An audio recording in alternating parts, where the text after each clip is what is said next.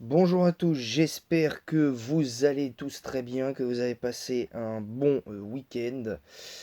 Moi ça va, ça a été plus ou moins, enfin après je suis pas là pour raconter ma vie. Moi j'ai passé un week-end mitigé on va dire, avec les réactions de certaines personnes qui m'ont un petit peu embêté, mais bon je suis pas là pour raconter ma vie et me plaindre. On va partir sur le septième épisode. On est déjà sur la fin et oui, ça passe vite. Septième épisode de ce format sur les meilleurs Pokémon en stratégie selon mon vécu, évidemment. Un top 6. Alors évidemment, j'ai eu des retours comme quoi il y a eu un abonné qui m'a un petit peu dit que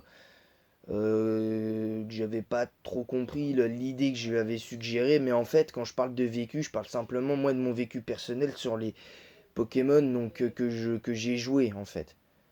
Qu'il y ait des Pokémon d'autres générations ou non, ça change rien. En fait, ça change rien. Donc vous savez comment je vois la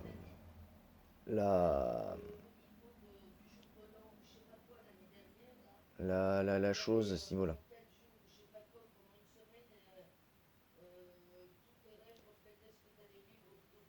Donc voilà.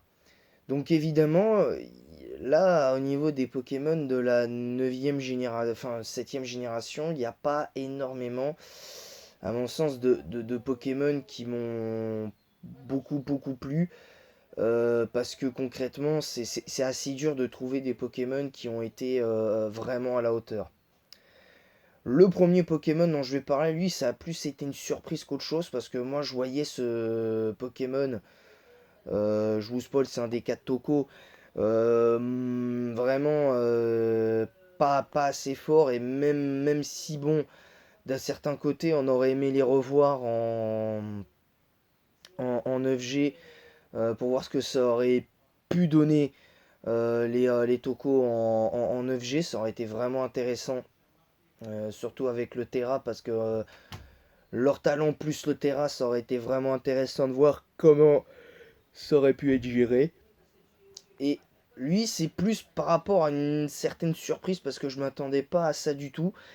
C'est Toko Pisco. J'aurais pu prendre Oratoria, mais Toko Pisco, c'est un Oratoria en meilleur.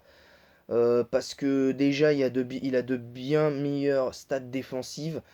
Certes, il a une attaque spéciale moins importante, mais il a une vitesse qui est bien meilleure pour un Pokémon défensif. Comme lui, désolé, je me fais avoir par les mouches. Bref, donc je disais, pour ce qui est de Toko Pisco, ça a été une vraie surprise parce que quand t'as un bulk de PV en PV qui est pour moi nul de 70, quand t'as 115 en défense et 130 en défense spéciale, là, je dois avouer que même moi, j'ai pas compris, je comprends toujours pas pourquoi ces statistiques sont comme ça. Mais bon, après, c'est un Pokémon qui est axé vraiment sur le côté défensif. Après, sur l'aspect offensif, il est pas en reste non plus. Mais tu te dis, un Pokémon comme ça, avec les stats qu'il a, bah, tu te dis quand même.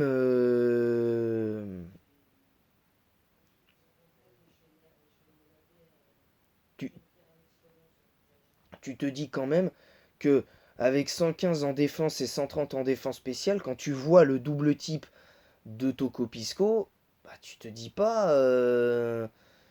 Bah, quand même, honnêtement, tu te dis pas. Le Pokémon est fort, excusez-moi du peu. Parce que t'as juste une pauvre immunité dragon, ok. T'as des résistances clés au type insecte, au type ténèbres et au type combat.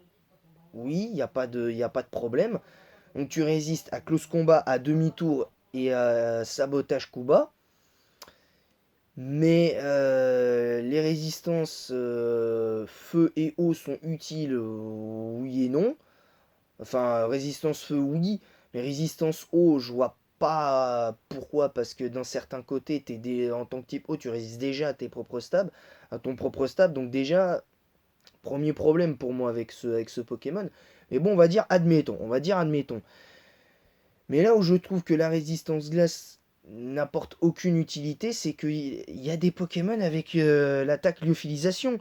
Quand tu connais la puissance de lyophilisation qui est super efficace, la seule attaque glace qui est super efficace sur le type eau, ben en fait pour moi techniquement, au lieu d'avoir 3 faiblesses, il en a 4. Et ça pour moi, ça gêne Tokopisco. Et ceux qui me disent ouais mais quand tu regardes les faiblesses de Tokopisco, il a une résistance glace. Oui, dans les faits, il a une résistance glace, mais l'attaque lyophilisation rabat les cartes. C'est un fait, c'est faux. Enfin, je sais pas, je l'invente pas, c'est. Enfin, voilà, après chacun son avis évidemment, mais moi je vous le dis, il y a un problème. Pour moi, c'est pas 6 faiblesses, c'est pas 6 résistances, mais 5 à cause de lyophilisation, et c'est au lieu de 3 c'est 4 faiblesses techniquement. Voilà, moi je le dis pour vous. Pour moi, c'est comme ça. Mais malgré tout, ce Pokémon arrive à s'en sortir parce que ce Pokémon, quand tu le vois arriver, tu te dis c'est pas possible. Alors là, par contre, quand je vois les attaques, parce que je le découvre en même temps que vous, j'ai pas eu le temps de préparer hier, c'est que ce qui m'éclate, c'est que dans les sets défensifs, t'as Siphon, ouais, ok, très bien, t'as Provoque, mais pourquoi Ire de la nature? Déjà, je comprends pas. Pourquoi Ire de la nature et Sabotage? Déjà, faut qu'on m'explique l'intérêt de jouer Sabotage et Ire de la nature sur ce Pokémon, parce que ça n'a aucun intérêt. Déjà, pour moi, ça n'a aucun intérêt. Anti-brume, je peux comprendre, parce que comme les pièges de roc sont très importants en stratégie pour affaiblir la team adverse, et dans beaucoup de cas te permettent de gagner la partie, oui, là oui, je valide. Et provoque également, je valide également provoque. Mais derrière, ire de la nature et sabotage, je ne comprends pas. Pour moi, par exemple, Siphon et même Surf devraient être un petit peu plus joués comme ébullition, dans le sens où je trouve que ébullition, pour moi, ça devrait être un minimum de 50, allez, un minimum de 50,5% d'utilisation. Surf, on va dire 40-41%. Siphon, 30, presque 40%, c'est-à-dire au moins 39%. Et plénitude, ça devrait être au moins 25 ou 30%. Tu vois? Tandis que ire de la nature et sabotage, je ne comprends pas parce que ça n'a aucun intérêt pour moi de jouer sabotage sur ce Pokémon. Parce que quand tu sais que tu as une attaque physique de 75, qui pour moi, sur un Pokémon comme ça, n'est en aucun cas utilisable, bah je suis désolé, ça n'a aucun sens. Ça n'a aucun sens. Pour moi, ça n'a clairement aucun sens.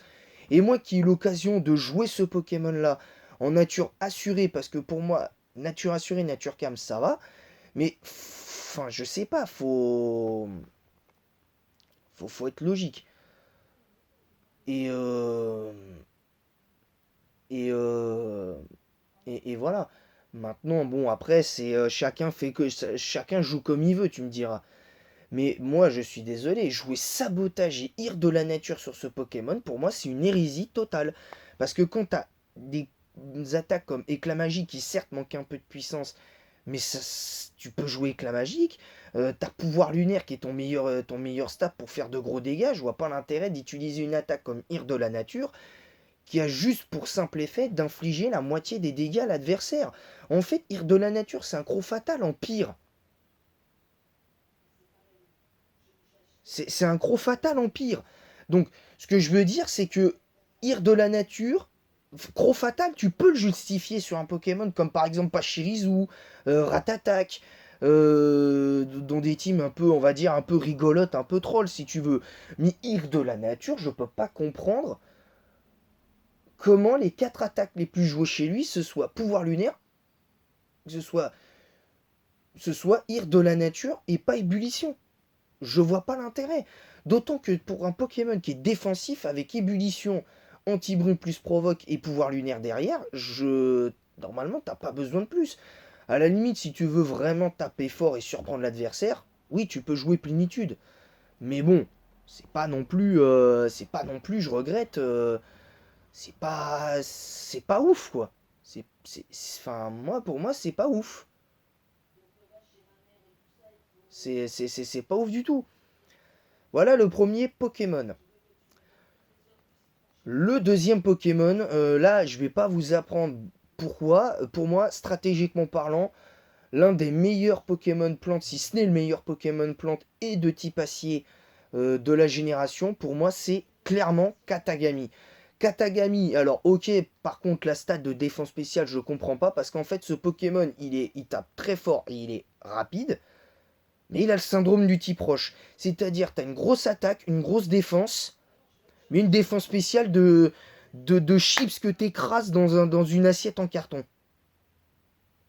Non, mais c'est vrai. 31 en défense spéciale. Je comprends pas. La stat de défense spéciale, je comprends pas. Alors tu vas me dire, oui, mais c'est parce que c'est un papier, c'est voilà, il n'y a pas de. Y a pas de souci. Mais ça n'a aucun intérêt. Par contre, il faudra qu'on m'explique pourquoi jouer Giga Impact. Pourquoi jouer Giga Impact Euh, Parce que Giga Impact a une bonne puissance de base, il n'y a pas de souci. Mais ça n'a aucun intérêt. Ça n'a aucun intérêt. T'as quand même. euh, Parce que, excusez-moi, mais comment on peut justifier la présence de Giga Impact dans les soi-disant sets stratégiques de Katagami et que quand tu vois les sets les plus joués les attaques les plus jouées chez lui, bah t'as Lame Feuille, Lame Sainte, Sabotage, Estocorn, même si c'est pas ouf, et Danse Lame. Comment t'expliques ça? Comment tu peux expliquer un truc pareil?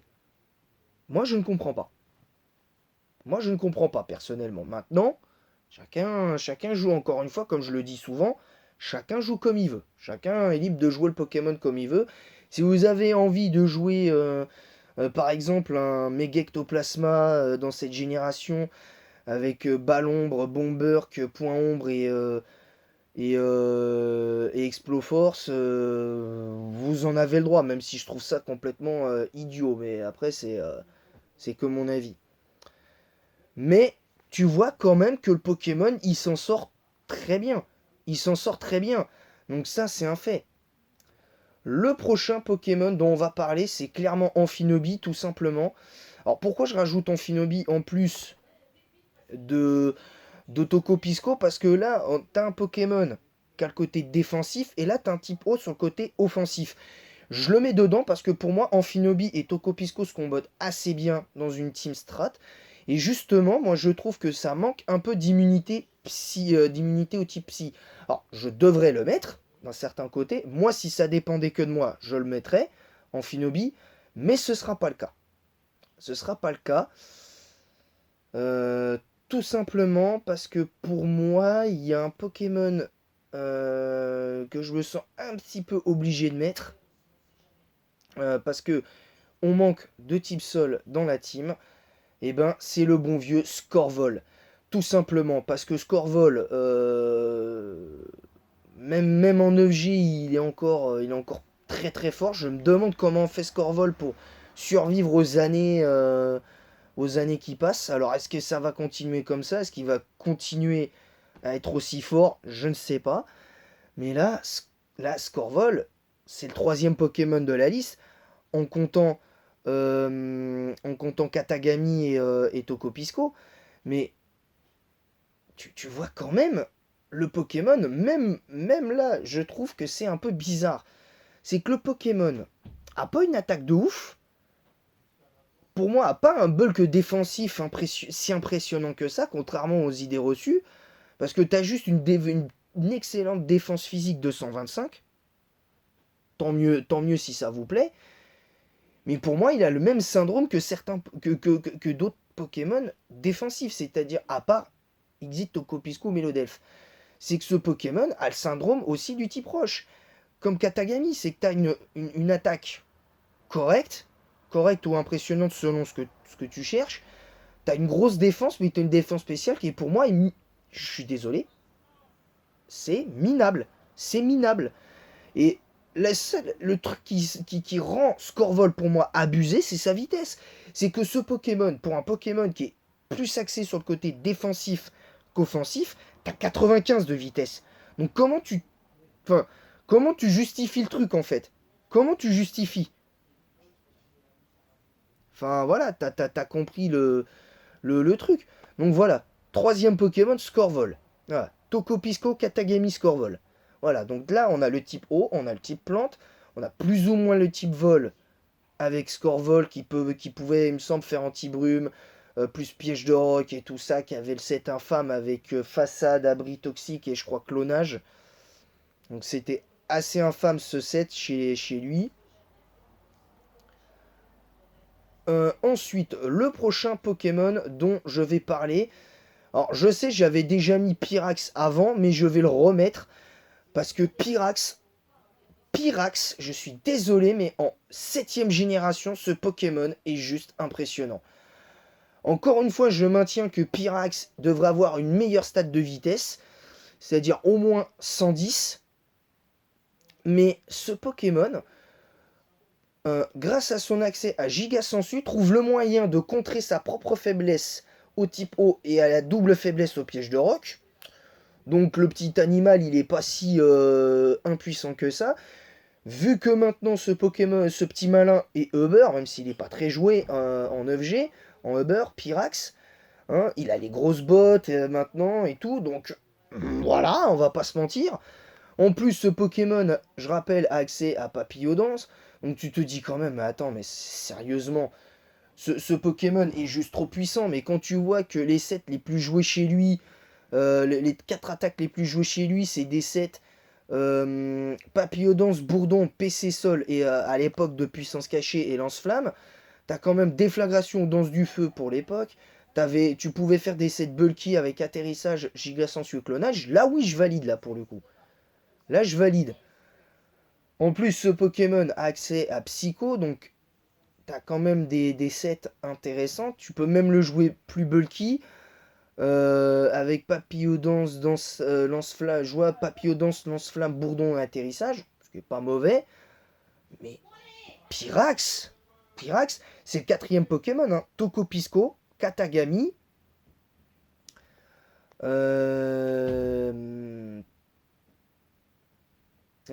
Tokopisco, Katagami et Scorvol. Donc là, t'as quand même le type feu avec Pyrax. Donc tu te dis, ça y est, t'es tranquille. Tu te dis, t'es tranquille. T'en as 4. Le cinquième Pokémon, pour moi, c'est un type dragon. Pour le coup, et pour moi, c'est bon, c'est pas le meilleur type dragon de la 7ème génération. Il se nomme le bon vieux Ekaiser. Alors, avant de dire que j'ai plus ou moins tort ou quoi que ce soit, vous aurez le droit de me le dire dans l'espace commentaire d'ailleurs, je mets Ekaiser dedans parce que j'adore ce Pokémon en 7G et pour moi, il n'est en aucun cas surclassé par les dragons classiques. À part vraiment les gros dragons comme Karchakroc, Dracolos et Dratak. Et on peut rajouter Zygarde dans l'eau, voire Méga Dratak si on va jusqu'au bout du truc avec la méga. Mais pour moi, les autres dragons sont pour moi moins forts. Parce que Karchakroc est puissant, certes, mais moi je le trouve, je suis désolé, moins fort que Karchakroc. Je regrette. Pour moi, Ekaiser, en 7ème génération, est plus fort que Karchakroc. Parce que les stats, déjà, rien que les stats le prouvent, le move pool des Kaiser le prouve aussi. Et je suis désolé, mais lui au moins il a accès à Danse Draco, donc déjà rien que ça surpasse un peu Karchakroc. Tandis que Karchakroc, ce qui pour moi le dessert, c'est la présence des tokos. Parce que t'as beau avoir Poison Jab et Tête de Fer, chose qu'il me semble notre ami Kaiser a, j'en conviens, mais lui au moins, il peut se soigner. Il peut se booster avec Danse Draco plus qu'Oignon Bidon et Danse Lame. Hein. Parce que ce petit malin, il a Danse Lame. Mais je suis désolé, lui au moins, il a Vampipoint pour se soigner. Lui au moins, il a des trucs, à mon sens, plus intéressants. Bon, il me semble qu'il a accès au piège de Rock aussi, mais bon, après, voilà, après, t'en fais ce que tu veux. Mais moi, je suis désolé, à un moment, quand tu vois que le talent, en plus, quand tu vois le panel de résistance de ce Pokémon, insecte, ténèbres, électrique, feu, plante, roche, eau, t'as déjà 7 résistances qui sont pour moi utiles. Les seules faiblesses gênantes pour moi des Kaiser dans le lot, c'est la faiblesse vol, glace et fée. Parce que la faiblesse dragon, j'ai pour ce que je suis en train de vous citer, Tatoko Pisco, qui contre le type dragon. Et pour le type glace, t'as Katagami. Déjà, voilà, déjà d'entrée, t'as ça.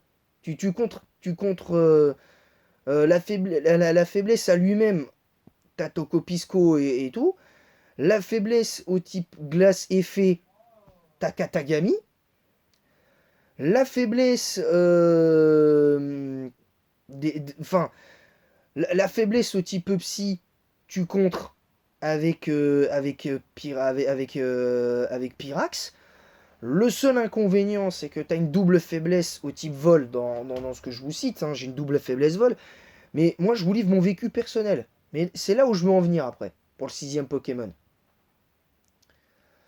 Pour le 6ème Pokémon, euh, pour le 6ème Pokémon, faut que je le, faut que je le trouve. Ah voilà, ça y est. Voilà, le 6ème Pokémon, c'est le bon vieux Elector. Tout simplement, c'est le bon vieux Elector parce que comme ça, la faiblesse au type vol, tu ne l'as pas, de par son type électrique, hein, déjà je le rappelle. Donc voici les 6 Pokémon que je vous cite, c'est-à-dire Tokopisco, Katagami, Scorvol, Pyrax, Kaiser, Elector. Voilà. Pour moi, c'est une bonne team. Stratégiquement parlant, c'est une bonne team parce que tu as déjà une double résistance combat, t'as triple résistance combat techniquement parce que t'as la résistance combat de base avec Elector et son type vol. T'as la résistance combat avec le type insecte de Pyrax. Et t'as la résistance combat avec le type fée de Tokopisco. Voilà. Moi, je pense que cette team est à la hauteur. Maintenant, après, vous en faites ce que vous voulez. Vous en faites ce que vous voulez. Vous avez le droit de dire non, vous n'êtes pas d'accord, machin. Moi, je trouve que c'est les 6 Pokémon que j'aime le plus jouer en 9G. J'aurais pu en mettre d'autres. J'avais plein de Pokémon en tête. Hein. Comme je l'ai dit, pour le type eau, j'avais Oratoria. Pour le type feu, j'avais Arcanin ou Simiabras. J'avais plein d'idées de Pokémon en tête pour les autres. Mais je vous ai cité ceux qui m'ont le plus, moi, à mon sens, marqué dans cette génération-là. Et honnêtement, voilà quoi, c'est. Après, encore une fois, chacun son avis. Encore une fois, je vous le dis, chacun son avis. Vous êtes libre d'avoir votre avis. Moi, j'ai le mien. Moi, personnellement, ce que j'ai dit, par exemple, sur le cas de Toko Pisco, vous avez le droit de dire que c'est pas idiot de jouer Ire de la nature et sabotage sur un Pokémon comme Toko Pisco. Pour moi, c'est juste idiot. Pour moi, c'est juste idiot de jouer un, un Pokémon avec ça. Pour moi, c'est juste idiot, tout simplement. Stratégiquement parlant, c'est idiot. C'est pas ceux qui jouent le Pokémon comme ça qui sont idiots. C'est que d'un point de vue stratégique, pour moi, ça n'a aucun intérêt. Pour moi, ça n'a aucun intérêt. Voilà, donc c'est tout pour cette vidéo. J'espère qu'elle vous aura plu. On a atteint les 149 abonnés. On est à 51 abonnés des 200. Donc abonnez-vous en masse si ce n'est pas déjà fait. On rush les 200 abonnés. On est à 51 abonnés des 200. Je me répète, je sais. On est à 51 abonnés des 200 avec l'objectif ultime, les 200, la première étape de l'objectif ultime, les 1000 abonnés. N'hésitez pas à mettre un pouce bleu et un commentaire pour le référencement en disant en quoi vous êtes d'accord, pas d'accord, avec respect, honnêteté et franchise. évidemment en essayant de respecter les avis de chacun, que ce soit moi ou vous. On va essayer de se respecter un minimum, hein. Je pense que c'est important pour enrichir le débat. Et n'hésitez pas aussi à partager le lien en masse de ma chaîne YouTube sur Facebook, Instagram et Snapchat. N'hésitez pas, n'hésitez pas, parce que j'ai perdu ma phrase. Et voilà. Voilà. Sur ce, voilà, c'est tout pour moi. Demain, on fera la 8e génération. Je pense que ce sera un petit peu plus simple pour avoir une team peut-être pleinement 8G. J'ai pas dessiné encore pour le coup. Mais voilà, vous avez compris. Voilà, vous avez compris. Merci à tous d'avoir suivi cette vidéo. J'espère qu'elle vous aura plu. En attendant la prochaine vidéo, que la passion Pokémon vous guide. À bientôt. Et je vous dis à très vite les amis. Et bon début de semaine à tous.